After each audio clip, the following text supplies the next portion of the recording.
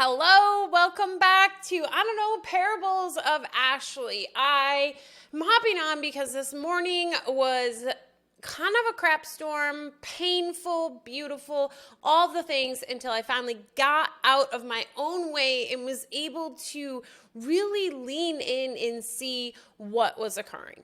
Okay, so we've got to rewind the tape and get a little backstory. So first of all, if you've seen any of my videos, you know recently I shared about really living an inspired life and what that looks like. And I also shared in that video that it's not 100% of the time for me and that I'm doing my best to constantly live in a state of inspiration, meaning constantly guided by spirit. So I am constantly experiencing the miracle, which is absolutely so beautiful. But I will tell you, when you start to really step into it and it starts to become your norm, when you are in a place of fear or the ego, it is so uncomfortable. Like it is like this visceral, internal, I can't even explain it. It's like so freaking restrictive instead of this other normal feeling now, your day-to-day feeling of just expansiveness, which you don't realize that you're actually sitting in that massive expansion until all of a sudden you're like, constricted in. And that's where I was this morning. Okay, so I shared in my video, which I encourage you to go check out if you haven't, really about me living an inspired life and what that looks like and how it actually prompted my running career, which I will tell you I'm on hiatus again. I pushed a little too hard, but that's okay. We're moving through that. But one of the things I shared that I do is I lean into the ease. I lean into where it feels ease instead of dis-ease or discomfort, which we're typically taught in personal development. Sit in the discomfort, lean into the discomfort. That's where the growth is. And man, have I had my belief system flipped, turned upside down, and really have had to question and reanalyze and lean into the ease and see absolutely how much growth comes from that and how beautiful. And it's just like this beautiful dance instead of this like massive mess, this dumpster fire of an event. So this morning, wake up. We usually work out every single morning. We kind of have a routine, which that's another video I share about how routines can get us stuck in the ego and the ego will use them against us. Not that you shouldn't have a routine, but it's something to remain very aware of as well. So we have this routine of working out. Patrick works out first, and then I work out later. And this morning, I'm supposed to run today, but as I told you, my running career is back on hiatus. So I was going to do the Peloton. And it just didn't sound fun. It didn't spark any sort of joy in me. And when I say that, that doesn't mean like every single day I feel this massive joy, right? A lot of times we get confused. I had a friend message me the other day about like being happy, and when she starts to feel happy, why does the other shoe drop? And I'm like, because that's ego happiness. That's based on things outside of you. That's not an internal state of being. True internal joy just is. It's not this high or this low. It's just this really just like, that feels good. So often I just wake up and go about my day. It's not even this thought in my mind of, does this feel joyous or is this dis-ease? Because it just is. I'm just in the flow of things. But I think as I'm really leaning into living inspired, I'm seeing more and more those moments where I had allowed the going with the flow to create routines that often in times were not actually where the ease was, but I would push through it because it was part of a routine that the majority of the time it felt ease. So that's where this working out piece came. And so then I thought about all the different options I have, going for a walk, riding the elliptical, doing weights, and nothing felt ease. So I was like, I leaned into it and I was like, all right. And I was reading a beautiful book about the Course in Miracles and just kept reading. I'm like, okay, maybe this is where the ease is at.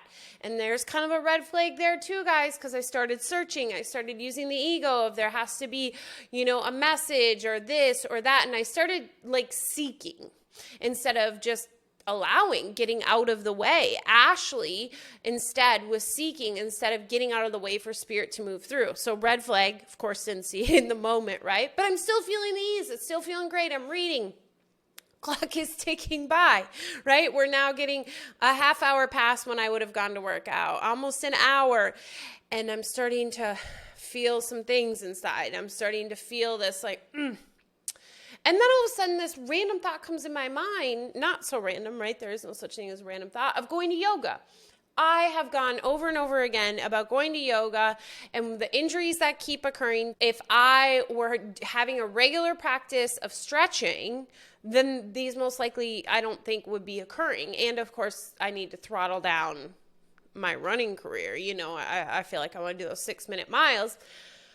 But I was like, yeah, okay, I could do this. If there's a yoga studio nearby, because again, there's another video. I recently sold my car and everything, so I don't have a car. So it's either I have to walk there because my running career is on hiatus, or order Uber. There's a town car in town too. So I look it up, and in like the back of my mind, I'm kind of like, okay, if there's one within a reasonable amount of time, like this is where it's at. And it felt so good. It was like exciting. It was that just like ease and joy. It didn't feel heavy. And I find one very nearby. There's a class in 20 minutes. Literally, I'm already in my workout clothes, which when I work out the gym here, I just like throw whatever on. But I'm in yoga clothes, essentially yoga pants and a sports bra. And it's 20 minutes. It's a 9-minute Uber ride, and Uber will take a minute to get where I'm located. I'm like, I can do this. And then came the ego. Then came all the fear and all the stories. And I realized like, oh my gosh, this yoga studio is in Hyde Park. And if you're familiar with Tampa at all, Hyde Park is the rich area. That's where everybody's always dressed to the hilt. And even when they go to work out, they perfectly match. And then they're in their brand new Aloe or Lululemons, and their hair is done perfectly. And just my mind went crazy. I was like, oh my gosh, my hair's thrown up. I've got massive bags under my eyes. Like these Lululemon pants are from like 7 years ago. They have a hole in the ass. Like I just started to go down all these things. And I'm like, oh, and I can't just like fly under the radar. Fine, I'll wear this stuff. I can't fly under the radar because I'm now going to show up within minutes of this yoga class starting and possibly be late, and like just catastrophe. And so remember earlier, I kind of made a conditional deal with myself, which is also a red flag of if it met this criteria, I would go. And it did meet all that criteria. And then I started to move the carrot, because that's what happens. When you create criteria, you are the one in charge of the criteria. Therefore, at any moment, that criteria can change and that carrot can change. And that is exactly what happened. And by the time I went down into the dumpster fire of a mess my mind was in that moment, I had already made up my mind I wasn't going. Nope, that's not what this ease is. That's not where spirit wanted me to go. That makes no sense. Like, I can't go to Hyde Park. I look like a dumpster fire, and my mind is a dumpster fire right now because all the fear of judgment that is boiling up, and it got really uncomfortable. Let me tell you, like so intensely uncomfortable. I started to get irritable. I started to get short with Patrick, and at this point, all the shame and guilt of me leaning into the ease and not working out has now popped up, because it is like a good hour. I would have already been back and getting in the shower if I would have gone according to schedule and not leaned into this ease that we're doing, Ashley, with Inspired, and just pushed through it, because now you're never going to get a video done today. You're not going to do X, Y, Z because you didn't start the day off correctly.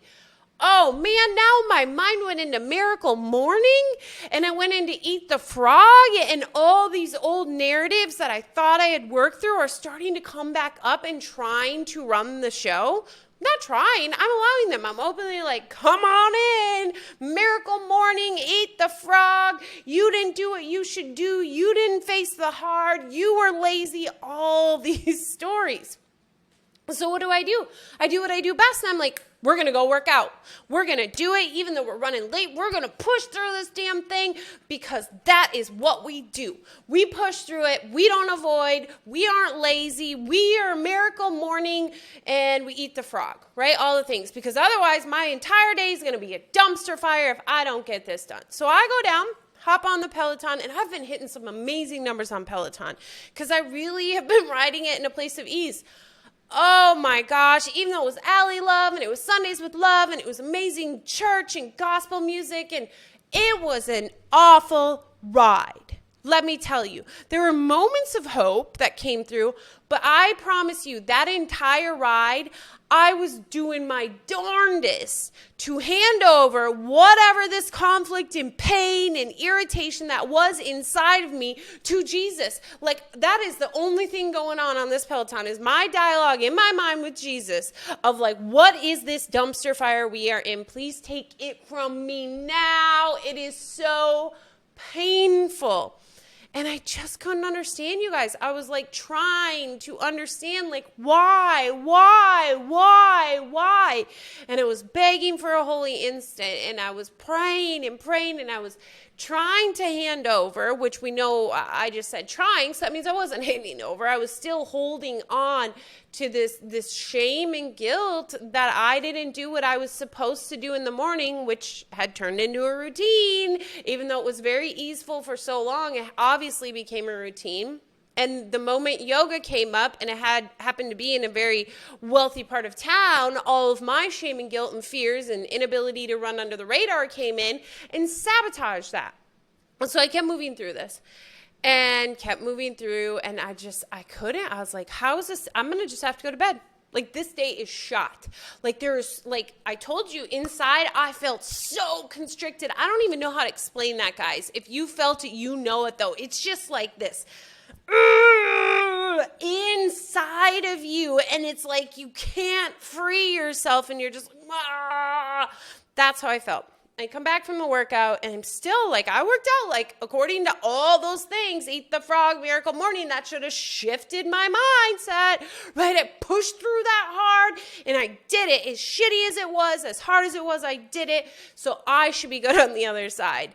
Heck no, I was not good on the other side. I was just as in a crappy space, and I was just praying, and then I come back, Patrick's asked how it was. It was very short with him, and I get in the shower, and I just want to cry, and I have this friend that we've been supposed to be getting together, and the ego, of course, keeps getting in the way of that, and she messaged back and was like, thank you so much for just giving me so much grace all the time.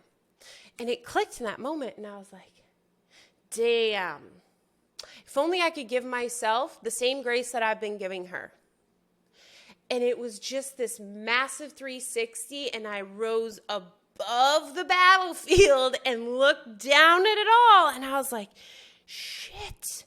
This is exactly everything I have been working for and learning, is that to be at peace doesn't matter where you are, as long as you are where God wants you to be, where Spirit is guiding you to be. And I didn't. I went where the ego wanted me to be. I went where the hard was.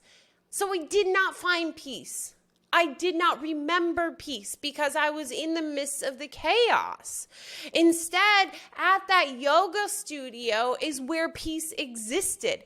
And you're like, but Ashley, that's external to you. I understand that. It's not technically at the yoga place, but it's where my mind would have been if I would have ended up at the yoga space, which is in a place of love and not fear and not old narratives creeping in and judgment and separation and all the places that my mind was that kept me from going to that yoga studio, that kept me from believing I was going to that yoga studio in this dream.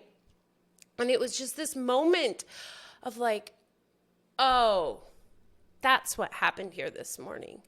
That's what it feels like to not follow through with ease, which is also interesting because something I was reading this morning talked about how we often begin to lean into the ease. We begin to listen to guidance, but we don't follow through. And you know how painful this morning was with such a small moment? I realized, like, crap. Once you go in, we just got to go all in, friend, because it is painful. And, you know, we talk about the script is already written, whatever that means to you. But ultimately, this morning is exactly what I needed, because I know the moment I rose above that battlefield, the moment I was able to see it for what it was, meaning my choices that happened this morning, the leaning into the ease and then leaning into the dis-ease and the shame and guilt that I allowed myself to feel about it, and then up above the battlefield and seeing like none of this actually mattered. Why did I make it matter? Why did my perception? And then it was just like poof, gone. And I just chuckled. I was like, OMG, that massive restriction within that I was feeling, I had created. And I had created it out of all those old narratives that I allowed to again decipher my perception, to I identified with them instead of just looking at them and allowing them to bubble up and leaning in with love, which would have most likely and caused me to end up at the yoga studio. And even if it didn't, if I would have still gone to the Peloton, my ride on the Peloton would have been just like that much more easeful. Not that I maybe would have got better numbers or better calories, but it wouldn't have felt like such a struggle. That is what leaning into the ease is. That is what following through with leaning into the ease is. And oh man, did I have such a taste of my own medicine this morning. I always talk about it's one thing to intellectualize. And if you watch one's journey, that's really my journey of beginning to intellectualize a lot of these concepts and starting to dabble and integrating them here and there. There's videos. But these videos I bring to you now, friend, are me really integrating. Yeah, there's some grappling that goes on in regards to bringing some awareness, but I don't stay there long because I know that's the moment that I cross back into analyzing the ego. And analyzing the ego is exactly what the ego wants me to do. So I just back and implement. And that's why I was like, all right, got to make this video, have to share this to re-ingrain it in myself, to share with anybody that needs to hear it or doesn't need to hear it, and then move forward and learn like, next time lean in, allow those stories to bubble up. And as insane as it seems, and it goes against anything that I probably would have done in the past, I can tell you firsthand for me, what I've done in the past hasn't got me to the place of happiness and peace I've been seeking. So I have decided it's time for something new. And that's where I am at. So it's constantly a remembrance of get the heck out of your way, Ashley. Get out of the way of spirit, Ashley. Get out of the way of truth. And today I got in the way and tried to rule it with my old stories and made decisions based on the past, predicting the future. Hence, red flag in the ego when I could have just stayed in the present moment. But no, shoulda, coulda. We don't go there. Here and now, that's what I know. And here and now is where I will continue to implement it. It felt so great to share with you guys today. I hope that helped you to understand the moments that you lean into the dis-ease and how uncomfortable it actually is. I would love to hear below any moments where you began to lean into the ease in your process of unwinding and then fear came in before you had fully followed through, and how uncomfortable it was and how it had this opportunity to build this extra layer of shame and guilt, but you didn't allow it. As always, make sure to like, subscribe, turn on notifications. I will continue to come on here and share with you parables of Ashley. And if you have any recommendations, please post below. But most of all, my friend, just remember, you are worth it. So much love. Bye-bye.